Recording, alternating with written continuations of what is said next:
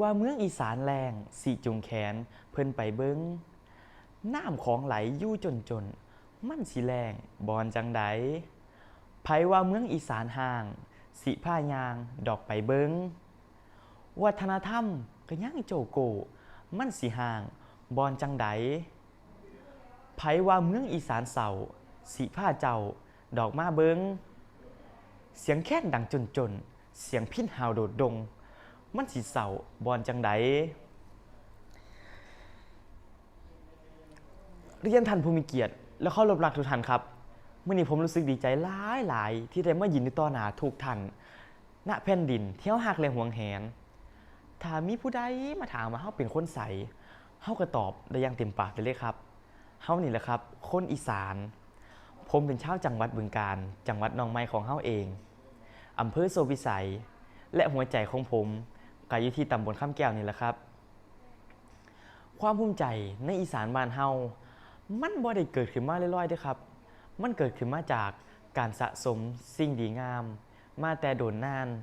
แล้วมันสอนกันอยู่4 สั่นเหมือนเด้อครับสั่นแรกความภูมิใจของการเป็นคนอีสานเฮาเป็นลูกอีสานลูกหลานแผ่นดินที่รุ่งเรืองบ้านเมืองมีวัฒนธรรมที่ดีงาม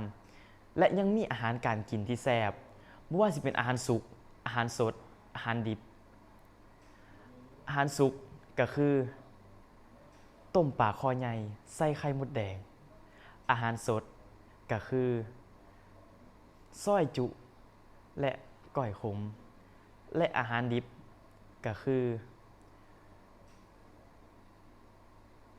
ก้อยจักจั่นครับผมและสั่นที่2ความภูมิใจในจังหวัดบึงกาฬถึงจังหวัดบึงกาฬสิเป็นจังหวัดหนองไม้ก็บ่ได้ด้อยน้อยหนาไปกว่าจังหวัดใดเด้อครับจังหวัดบึงกาฬ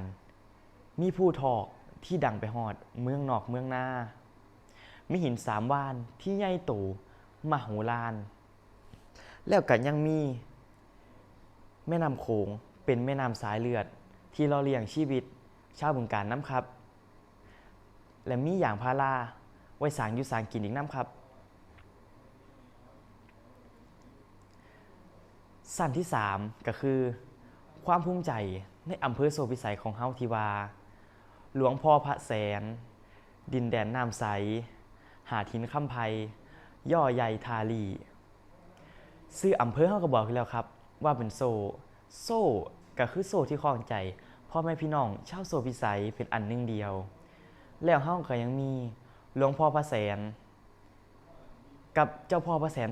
30,000เป็นศูนย์รวมจิตใจว่าให้ชาวโสดได้เคารพศรัทธานำด้วยครับและสั่นสุดท้าย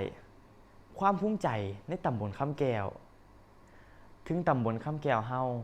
สิบ่ได้มีตึกสูงๆบ่ได้มีหางใหญ่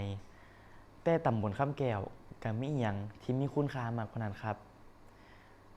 มีรอยยิ้มมีน้ำใจของบ้านไกลเรือนเคียงมีรอยยิ้มของลูกหลานที่แล่นเล่นอยู่ในโรงเรียนตื่นเช้ามาก็เห็นลูกหลานแต่งตัวไปโรงเรียนอย่างเรียบร้อยมาถารถโรงเรียนอยู่หน้าบ้านแล้วก็ยังมีวัดเป็นศูนย์รวมจิตใจยามมีบุญบังไฟบุญพระเวท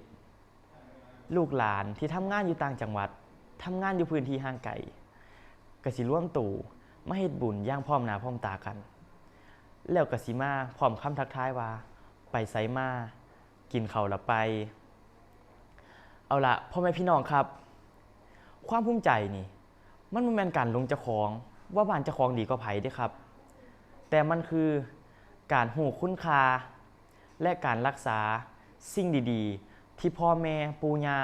ของเฮาพาเฮ็ดพาสร้างมาและสิ่งที่สำคัญที่สุดเลยครับก็คือการต่อยอดเฮ็ดอนาคตที่ดีให้กับลูกหลานเฮาครับและขอให้พ่อแม่พี่น้องซอยเบิงซอยแยงแผ่นดินนี้ให้น่าอยู่ก็คือแผ่นดินที่มีชื่อว่าตำบลคำแก้วครับและให้ย่ำเว้าฮอดตำบลคำแก้วอำเภอโซพิสัยจังหวัดบึงกาฬย่ำใดให้ยืนอกตอบได้อย่างภาคภูมิตลอดไปสำหรับมื้อนี้ผมขอกล่าวคำว่าขอบคุณครับ